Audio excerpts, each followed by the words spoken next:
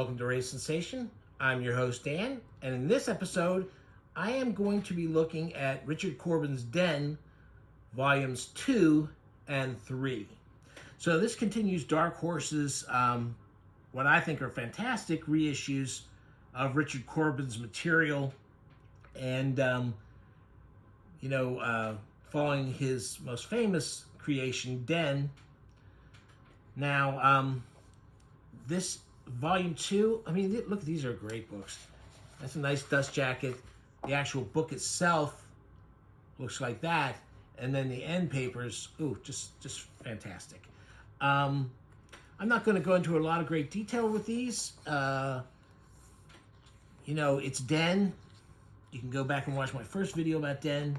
But I'm just going to talk a little bit about what's in these, anything that really sticks out to me.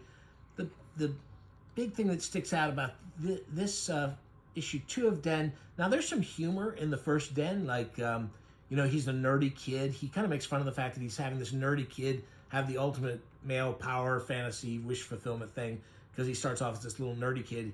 He goes to this other world, and he's a giant muscular guy with a big dong, and he gets to have sex and kill lots of things. And this one starts off, the humor in this one is, Kath has, for some reason, and this is very sitcom-y, she wants to she makes Den wear a suit and tie. So they're still in Neverwhere, where everyone's wearing, very primitive garb, but for some reason she wants him to wear a suit and tie, whereas she's dressed like a beach bunny or something, very casual t-shirt and a little jean skirt, and she's permed her hair, and so it's basically she's being a real shrew to him about wanting him to change, become more respectable, and it's because she's missing Earth. Now the thing is, these two were not beautiful, attractive people back on Earth. That comes from being in Neverwhere, and she's going she's missing it, and he's not, of course. So, like I said, it's kind of sitcom level kind of banter there. Neverwhere is kind of at peace at this point after Den defeated the enemies and the villains of the first issue. Then there's something's come up. A mission needs to be accomplished in order to keep the peace here. And so at this, they call the wizard calls a meeting and says, wants to tell everybody about what needs to be done. And while we're at the meeting, Den becomes like Superman, but instead of changing out of Clark Kent into Superman outfits, he takes off the suit and tie, and he's just there naked. And so they get their, Den gets his marching orders. He agrees to go on this mission to retrieve this magic stone. And then Corbin does some of what he does best. Beautiful drawings of fantasy adventure stuff. And of course, these are the little munchkin monsters that are the main threat of this this issue. They're kind of like army ants, where they just attack and destroy everything in their path. And there's the magic stones. They've captured them. One of the women who lives on this planet throws herself at Den, saying, "Why don't you stay here and be my, we'll be together, and I'll give you everything you want. I know your girlfriend's giving you the cold shoulder." And he turns her down, and he goes to Kath, and they decide to have the wizard send him home. He agrees to go home. But he's taking the stone with him. That's how he's getting home. They flash back. Then, as soon as Den is gone, people know, hey, now we can take over. And so, villains come in. They kill the old wizard.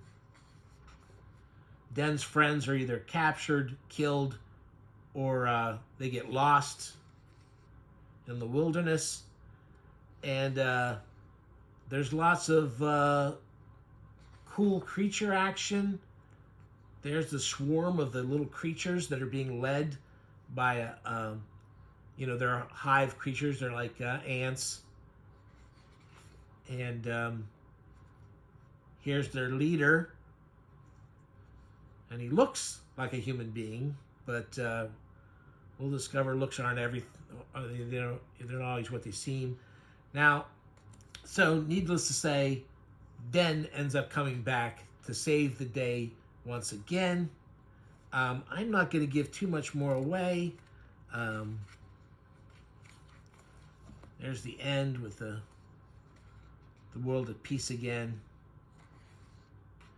And then Jose Villarrubia, he's the guy who does the restoration work on these.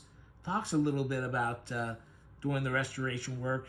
He also kind of says that he thinks the comedy at the front of the book works pretty well. I don't know if it was really needed, but hey, Corben put it in there. It seems a little silly now, but there's a lot of silly things about Den that I overlook and actually love. So, and then here's a talk about the backstory of the characters who influenced Corben, and then talking about some of Corben's early work. And then there's a gallery of artwork. And then, make sure this is still lined up. Sometimes they get a little out of line there. Let's jump over to 3. Now, 3 is where it starts getting a little... You see that these characters, on here, you don't see Den on the cover. Again, there's that. There's the inside papers. So, what happens in this book is we start following some different characters. And Jose kind of gives an idea about who these characters are in relation to Den and Kath and the other characters. But I can tell you that during the course of the book, you don't really get that. These are all new characters. The main fighter we're following is a big, muscular woman. Her name is Kill, I believe. K-I-L. And she's helping along this emaciated character. I think his name is Mao. Is that how it works? So they entered. There's this. The wizard is back, and I think he's a different wizard. And there's a couple new characters. I like the monster character that's here. Very self-centered. And always causing problems. And this is the same. You can see that this character is taking the place of Den with feats of great strength. And the emaciated character wants to do it too, but can't. You can see. So all these characters are working at cross purposes to each other, and it's you can't really be sure who's going to do the right thing by these characters. There's these eggs that are there that are the future of this character, this woman, and Cal and Maul. The future of their race is tied up in that, their race rather. And this guy thinks they're delicious and he's eating them up. So, again, lots of great Corben action. This has a lot of power to the punches and kicks and stuff. And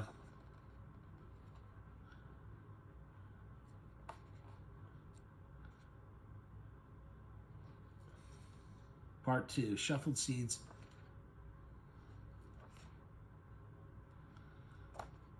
So, all these adventures going forward and stuff. Looks a lot like Rolf. Okay, so let's jump ahead here because, like I said, I'm not going to go through that whole story. And here, Jose talks about the metamorphosis of Kill and Mal and what it means and the androgyny of the characters. And he talks about restoring the artwork again. He shows some of the original art, how it's been redone, how it was redone. Interesting stuff. And then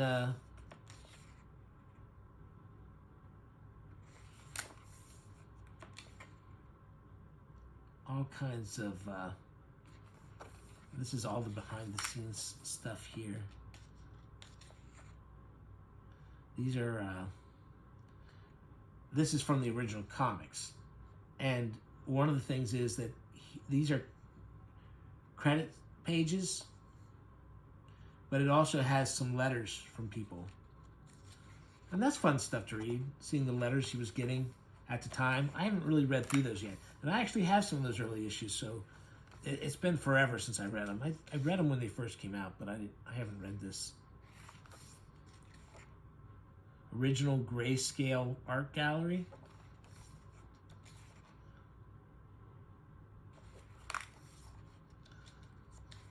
Grimwit covers.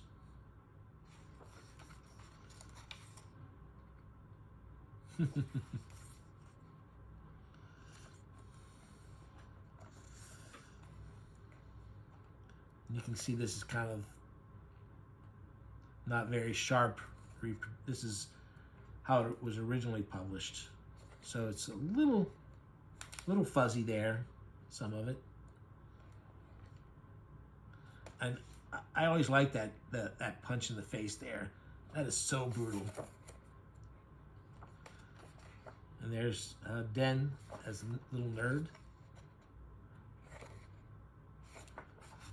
Good stuff. So, this is, yeah, if you're a fan of Corben, which you probably are if you're watching this video, I think the Volume 1 and Volume 2 are probably the classic Den that most people remember. I think this is a great book. It's just a great adventure story with great Corben art. I think it's Volume 4, though, which is one that I believe I have it serialized in 1984, or maybe it was called 1994 by that time. At some point that it was the Warren magazine switched the date. And that's the one that I don't really like that much, where they make Den into a prophet, a false messiah, politician type person. I think that's the way it goes. I haven't read that in a long time. That was probably one of my least favorites. So I'm hoping these do really well. I'm hoping this whole series does really well, because there is a lot of Corben stuff, a lot of early stuff that, at least here in the U.S., I don't know if I would, if I might, there might have been nice versions printed up over in Europe, where he was much more popular than over here. But a lot of that early stuff never got a great printing. Some of the stuff has been, even the pretty good graphic novels they printed here in the U.S. of some of his stuff really needs an update. It really needs Jose's loving touch for the restoration. So I'm really, really hoping that this keeps going, and that they keep, I hope that, I wish they would do more than 2 volumes a year, because quite frankly, at this rate, it's going to take forever. And, but again, that would count on sales. It would count on how much restoration has to be done. There's a lot of things that go into it, but really, I'm just really antsy because I'm afraid it won't happen. Man, I'm 65 years old. How long do you think I can wait for this stuff to be completed? But anyway, good stuff. Hope you enjoyed this. And, if you have any comments, please let them down below in the comment section. Thanks.